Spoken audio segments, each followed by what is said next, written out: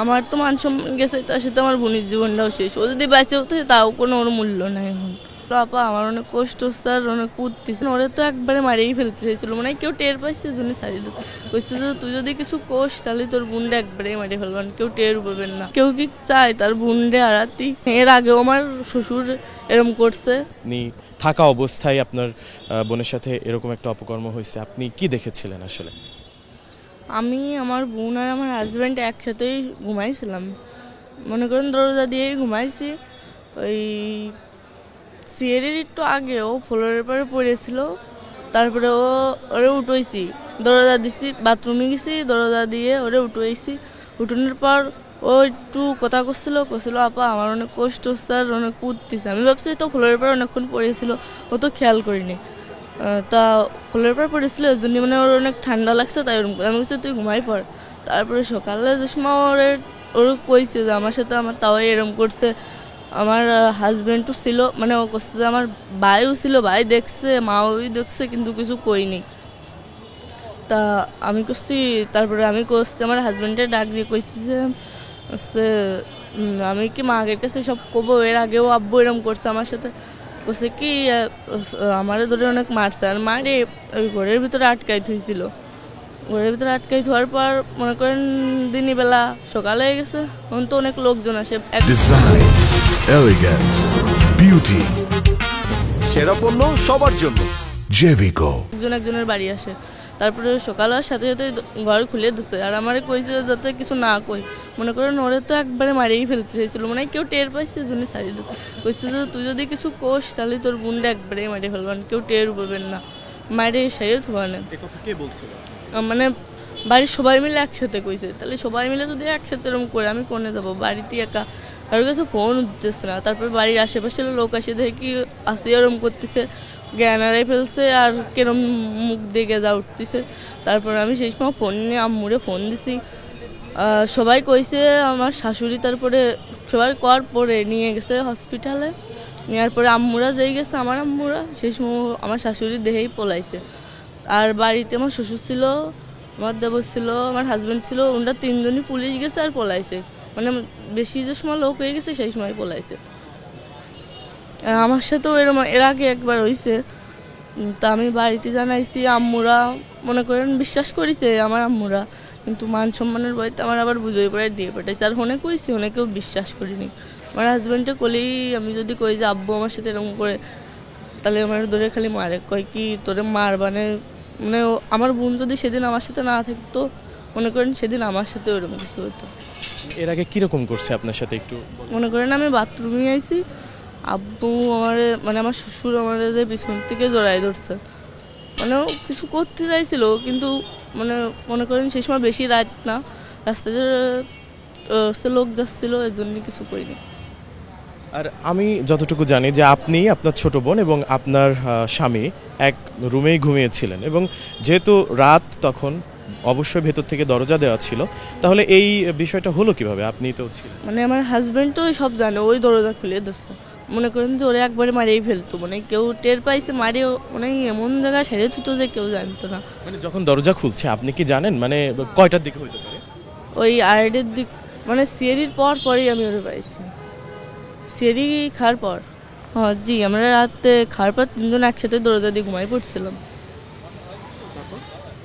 তারপর মাঝরাত্রি ওরে পাইছি, মানে সিঁড়ি খাওয়ার পর আমি বাথরুমে উঠছি, দেই দরজা খোলা। তারপরে ও করছিল যে আপা আমার অনেক কষ্ট হচ্ছে। আমি ভাবছি ফ্লোরের পর পড়ে রয়েছে, এর জন্য ওর ওরম লাগতেছে।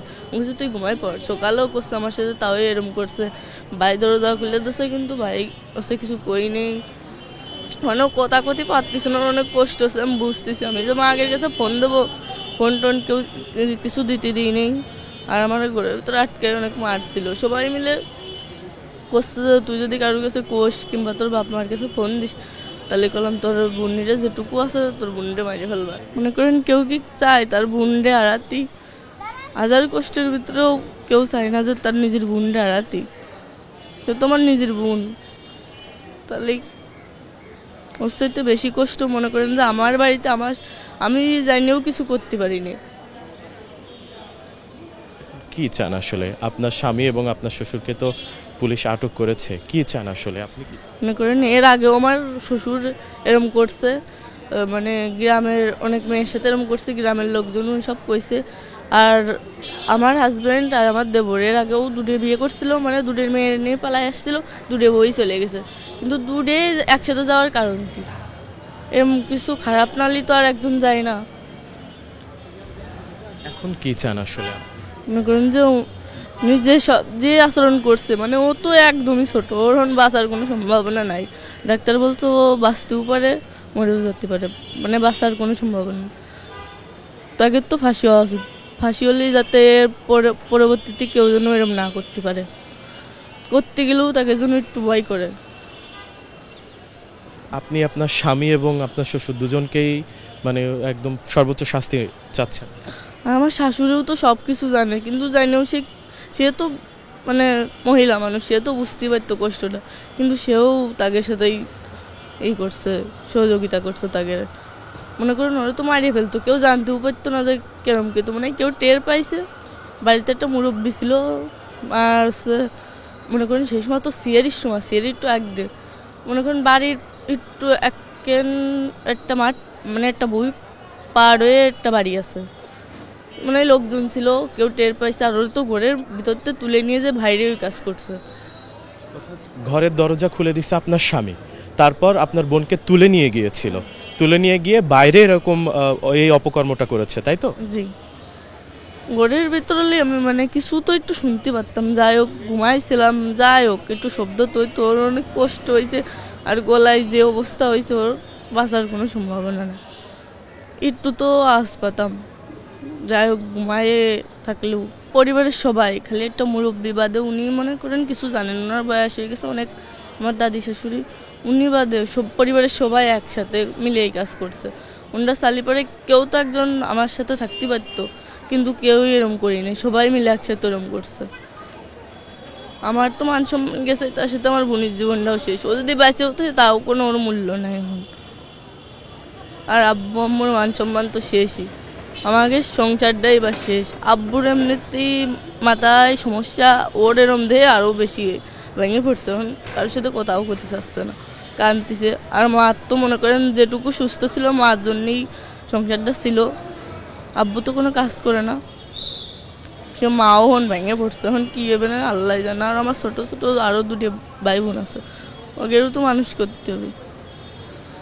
আপনার কি কোনো সন্তান আছে? না, 4 মাস বিয়ে হয়েছে। তাকে জন্য ফাঁসি হয়, কারণ তারা কেউ তো চালিয়ে আমার একটু সাহায্য করতে পারতো, কিন্তু কেউ করিনি এরকম।